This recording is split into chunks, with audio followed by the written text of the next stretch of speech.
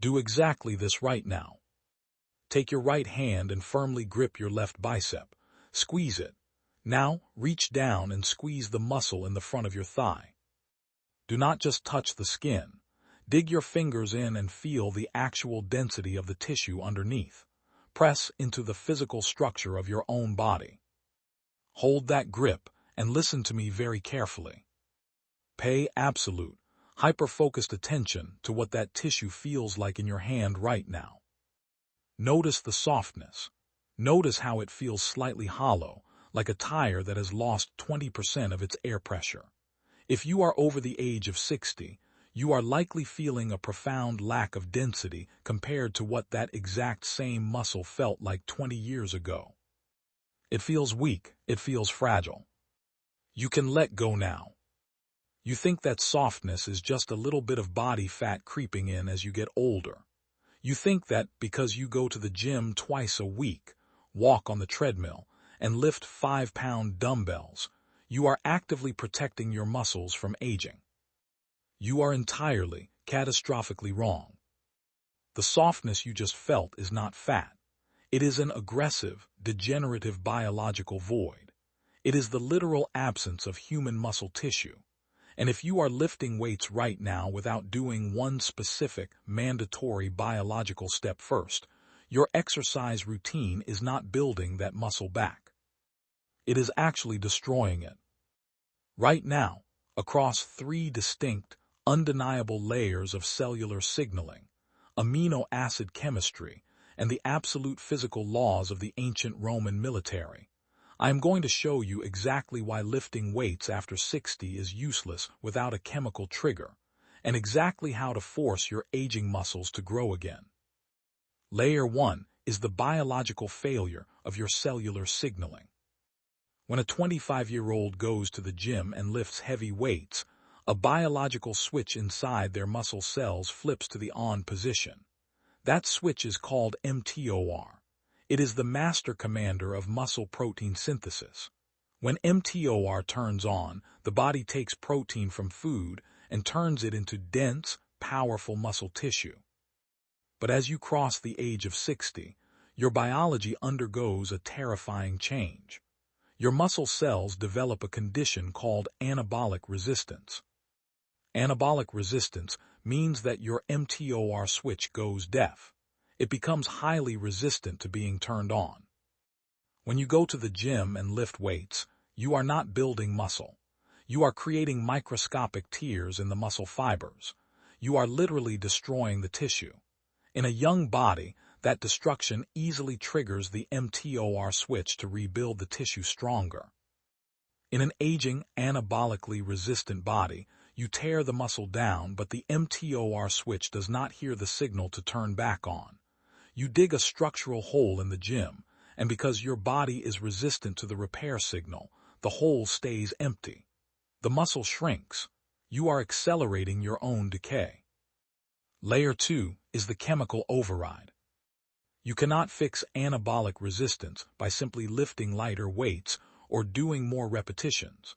You must violently force the deaf mTOR switch to turn back on. To do that, you require a specific, highly concentrated chemical trigger. That trigger is an essential amino acid called leucine. Leucine is not just a building block of protein. It is a biological battering ram. It is the only molecule in the human diet capable of directly kickstarting the deaf mTOR pathway in an aging cell. But here is the critical survival math. Because your cells are resistant, a small amount of leucine will not work. You have to cross a massive biological threshold. An aging adult requires roughly 3 full grams of leucine in a single meal to force the mTOR switch open. If you lift weights and then eat a bowl of oatmeal, a piece of toast, or a small garden salad, you get almost zero leucine. The switch stays off. The muscle you destroyed in the gym stays destroyed. You did the labor, but you starved the repair.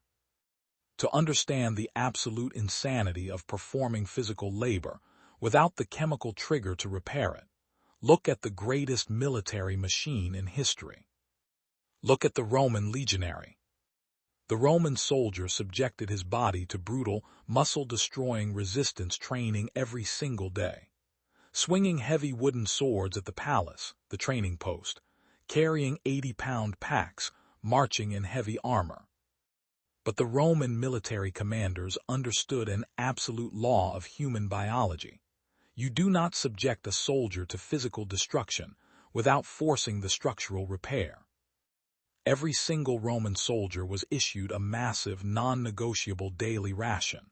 They were fed vast quantities of dense, structural fuel, grain, lentils, beans, cheese, and meat when available. They did not eat light. They did not eat to stay thin. They ate to trigger the massive, overwhelming structural repair required to survive the violence of their training. Lifting the heavy shield without consuming the dense biological building blocks to repair the shoulder wasn't considered exercise. It was considered a death sentence in combat. Layer 3 is the exact math of your survival. How do you hit the leucine threshold? How do you force the def mTOR switch to turn on and repair the muscle? You must consume between 30 and 40 grams of highly bioavailable, complete animal protein in the hours immediately surrounding your resistance training. 3 large whole eggs, a dense, heavy serving of beef or poultry, a high-quality whey protein isolate. These are the only foods on Earth that contain a high enough concentration of leucine to physically override your age-related anabolic resistance. If you do not consume this dense, specific structural fuel, your time in the gym is worse than useless. You are breaking down the frail muscle you have left and denying it the only chemical key that allows it to rebuild. Take a massive step back and look at the catastrophic nutritional advice handed to the modern senior. We tell people over 60 to eat light. We tell them to start their day with a banana and a piece of dry toast. We tell them to avoid heavy proteins and stick to a small bowl of cereal. We tell them to go to the gym and lift pink dumbbells, and then we send them home to eat a diet completely devoid of leucine. We are actively engineering their frailty. We are instructing an entire generation to literally starve their muscles of the only biological trigger capable of saving them from a wheelchair. We traded the heavy, dense, structural fuel of the ancient world for a cardboard box of processed carbohydrates, and we are paying for it with shattered hips and atrophied limbs. Grab your bicep one more time, feel the softness. That is not an inevitable fact of aging. That is the physical result of a deaf cellular switch and a starved muscle. Tomorrow morning, do not pick up a weight until you understand the biology. The weight is the destruction. The leucine is the repair. You cannot have one without the other. Throw the oatmeal in the trash. Eat the heavy protein. Hit the leucine threshold. Force the switch open. Rebuild the tissue and armor your body like a Roman. Hold your dominant hand out in front of you. Open your fingers as wide as they can possibly go. Now, close your hand into a fist. I want you to squeeze that fist. Do not just close it, crush it. Squeeze it as if your life entirely depends on shattering a rock inside your palm. Squeeze it until your knuckles turn completely white. Squeeze it until your fingernails dig into your skin. Keep squeezing. Do not let go. Hold that absolute, maximum tension and listen to me very carefully. Pay absolute, hyper-focused attention to what is happening inside your forearm right now. You have only been holding this maximum tension for 10 seconds, but feel the intense, burning fatigue already creeping into the microscopic muscles of your hand. Feel the deep, aching strain radiating up through your wrist and into your elbow. Notice the slight, involuntary tremor. Notice how your hand is literally beginning to shake. Most importantly, notice how your brain is already sending you an overwhelming, desperate signal to let go. Your central nervous system is panicking. Your forearm is completely exhausted after 15 seconds of static tension. You can let go now. Look at your open, tired hand. Notice how fragile your grip actually is. You think that burning fatigue is normal. You think a weak grip is just a minor, irrelevant inconvenience of getting older. You think the only consequence of losing your grip strength is that you might have to ask someone else to open a stubborn jar of pickles for you, or that your hands might get tired carrying a heavy grocery bag from the car to the kitchen. You think your hands are completely disconnected from the health of your vital organs. You are entirely, catastrophically wrong. You are not just losing your ability to hold a jar. You are losing the structural integrity of your central nervous system. The weakness you just felt in your forearm is a blaring, biological alarm siren warning you of systemic, cardiovascular failure. And right now, across 4 distinct layers of neurology, cardiovascular hemodynamics, and the brutal military logistics of the ancient Roman Empire, I am going to show you exactly why your hands are the greatest predictor of your lifespan, and how carrying a heavy load like a Roman can save your heart. Layer 1 is the absolute, terrifying medical reality of your grip. For decades, cardiologists believed that the best way to predict if a patient was going to die of a heart attack was to measure their systolic blood pressure. But in 2015, a massive global medical study called the PURE Study, Prospective Urban-Rural Epidemiology, was published in the Lancet Asterisk. They tracked the health of 140,000 adults across 17 different countries for over 4 years. The results completely shattered the medical consensus. They found that a simple test of grip strength, squeezing a digital dynamometer with your hand, was a significantly more accurate predictor of cardiovascular death and all-cause mortality than measuring blood pressure. Every time a person's grip strength dropped by just 5 kilograms, their risk of dying from a heart attack, a stroke, or any other cause skyrocketed by 16%. Your grip is not just a measure of your hand. It is the ultimate, undeniable biological proxy for your physiological age. It is the canary in the coal mine. When your grip begins to disappear, your structural resilience is actively failing. Layer 2 is neurology. Why does the hand predict the heart? Because human grip strength is not actually generated by the muscles in your forearm.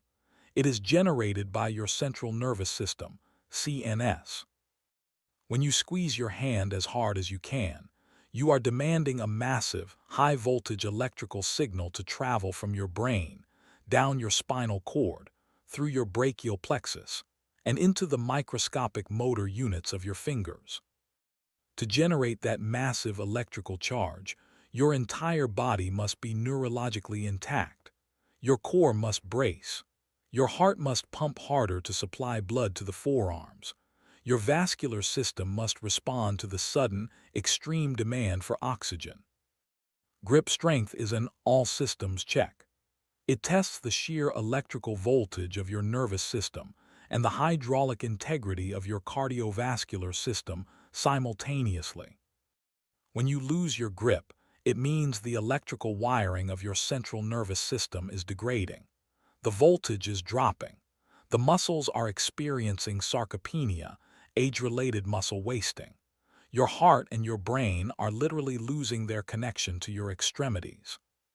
To understand how wildly we have deviated from the biological design of the human hand, you have to look at the daily reality of the ancient world. Look at the Roman legionary. When we think of a Roman soldier marching 20 miles a day, we focus on their legs. But the true brutality of the Roman march was what they were forced to do with their hands. A legionary did not carry his gear in an ergonomic padded backpack. He carried a sarcina asterisk, a massive 60 to 80-pound bundle of rations, cooking pots, and survival gear tied to a wooden pole, the asterisk furca. He carried this pole over his shoulder, gripping the wood tightly with his right hand for hours on end to keep the heavy load stabilized. In his left hand, he carried the scutum asterisk, the Roman shield. The scutum was massive. It weighed roughly 22 pounds, and it did not strap to the forearm like a medieval shield. It was held entirely by a single, horizontal wooden grip handle directly behind the iron boss. Think about the biomechanics of that march.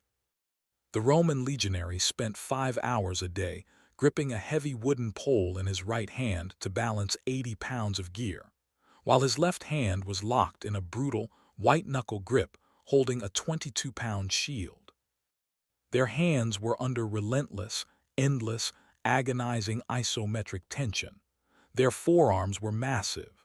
Their central nervous systems were continuously bathed in high-voltage electrical demands. Their hearts pumped violently to supply blood against the static resistance of their hands. They did not lose their grip. Their grip was the foundation of their survival. Now look at the profound, devastating laziness of modern society. We invented the wheel, and we put it on absolutely everything to save our hands. We put wheels on our suitcases so we never have to carry them through an airport. We invented power steering so we never have to fight the resistance of a steering wheel.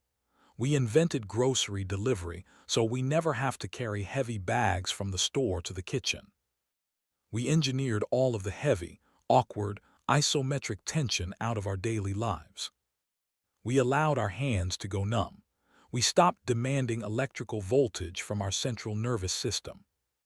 We stopped forcing our hearts to pump against the static resistance of a heavy load. And because we stopped demanding the voltage, the body stopped producing it. The central nervous system degraded. The forearm muscles atrophied. The heart grew weak because it was never challenged by the peripheral resistance of the hands. We traded our biological resilience for a rolling suitcase. We traded our lifespan for convenience. And now, millions of seniors are failing the grip test in their doctor's office, entirely unaware that their heart is failing because they stopped carrying heavy things. Layer 3 is vascular conditioning. How do we reverse the damage? How do we rebuild the electrical voltage and protect the heart? We have to replicate the Roman march.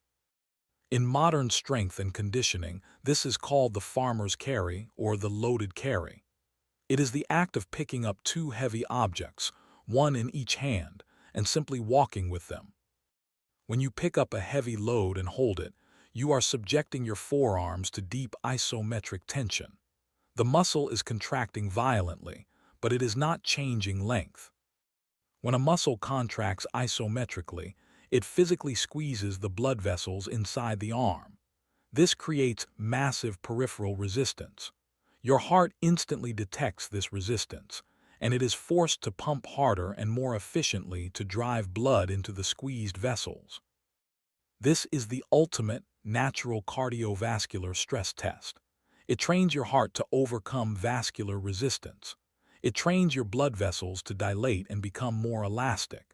It forces your central nervous system to fire a massive, sustained electrical signal to your hands, rebuilding the degraded neurological pathways. You are not just building forearm muscles. You are armor-plating your central nervous system and conditioning your heart. We must calibrate the science. I want you to know exactly how firmly established these mechanisms are in the medical literature, so you understand this is not just a fitness trend. The predictive power of grip strength for all-cause mortality, cardiovascular disease, and neurological decline is the absolute, undisputed conclusion of the *Lancet pure study and decades of gerontology research. The physiological response to isometric tension, specifically the increase in peripheral vascular resistance and the subsequent conditioning of the cardiovascular system, is textbook hemodynamics. The profound neurological demand required to sustain a heavy grip and the connection between grip failure and central nervous system degradation is foundational neuromuscular science. And the historical reality of the Roman scutum and Sarcopenia the brutal, daily requirement of heavy, sustained carrying, is established archaeological and military fact. The neurology is real, the cardiology is real, the historical precedent is absolute. Now, look down at your hands and recognize the sheer magnitude of the biological machinery you have allowed to go dormant, and exactly what happens when you wake it back up. Think about the degraded voltage. Think about the weak, unconditioned heart. Think about the rolling suitcase that robbed you of your tension. Imagine what happens tomorrow when you change the protocol. You do not need to go to a gym. You pick up two heavy objects, two heavy dumbbells, two jugs of water, or two heavy bags of sand. You grip them as hard as you possibly can. You crush the handles. You stand perfectly tall, brace your core, and you walk. You walk for 60 seconds. The isometric tension instantly locks your forearms. The high-voltage electrical signal rockets down your spinal cord, violently waking up your central nervous system. The peripheral resistance builds in your arms. Your heart instantly responds, pumping a massive, healthy surge of blood to overcome the resistance, conditioning the cardiac muscle. Your posture straightens, your core stabilizes, your neurological pathways are flooded with electricity. Neurological recruitment, vascular conditioning, systemic resilience. 3 profound, intense, life-saving biological mechanisms running perfectly, simultaneously, cascading into one another to rebuild the grip, the heart, and the central nervous system of the aging human machine.